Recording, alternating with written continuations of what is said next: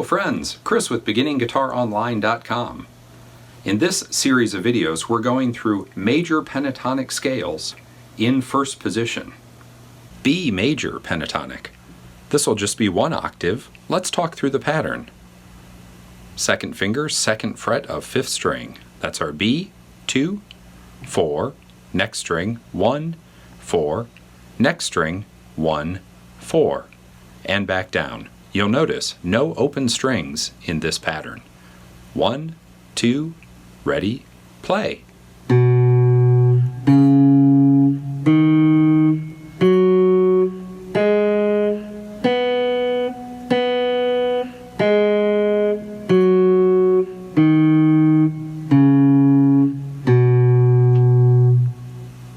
Happy practicing. As you continue to be more comfortable with these pentatonic patterns, you'll notice how they're found in some of your favorite songs and some of the greatest songs of all time.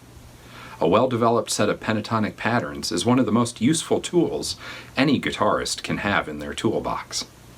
If you haven't already, click subscribe below and leave us any questions or comments down below.